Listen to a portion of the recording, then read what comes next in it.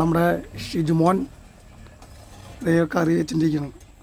हाय शिजू भाई, हाय, कैसा हो? बस ठीक है.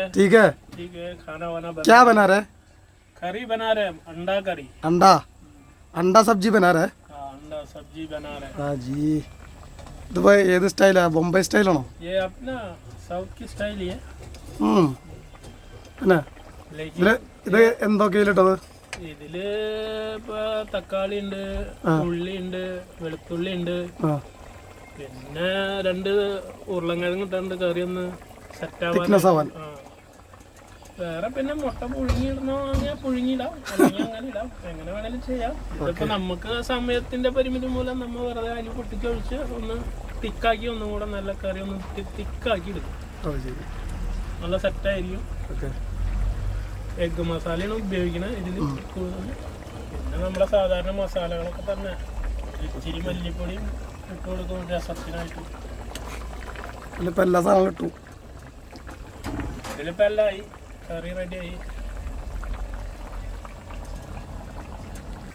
അപ്പോൾ നമ്മുടെ ഷിജു, ചാലക്കുടിക്കാരനായ ഷിജു, ബോംബെയിലെ മെയിൻ ഷെഫായിട്ടുള്ള ഷിജുവിൻ്റെ കറിയാണ് നമ്മളിവിടെ കൂട്ടിക്കൊണ്ടിരിക്കുന്നത്.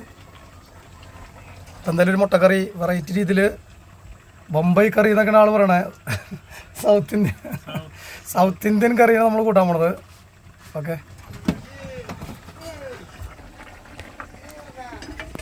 എന്താ മുട്ട പൊടിച്ചിട്ടതൊന്ന് കാട്ടി.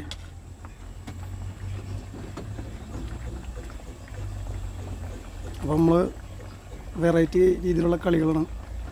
ആൾ മുട്ടതേ ചാറൊക്കെ റെഡിയാക്കി കഴിഞ്ഞപ്പോൾ, ഗ്രേവിയൊക്കെ റെഡിയാക്കി കഴിഞ്ഞപ്പോൾ മുട്ട പൊട്ടിച്ചേർന്നു. നാടൻ കോഴിമുട്ട നമ്മളവിടെ നിന്ന് കൊണ്ടല്ലേ, നാട്ടിൽ നിന്ന് കൊണ്ടത്. അപ്പോൾ കറിയൊക്കെ റെഡിയായി, ചോറ് റെഡിയായി. ഇനിയിപ്പോൾ വണ്ടി ലോഡ് കയറാൻ വേണ്ടി വിളിക്കും. എന്താ പറയാനുള്ളത് പ്രേക്ഷകരോട്?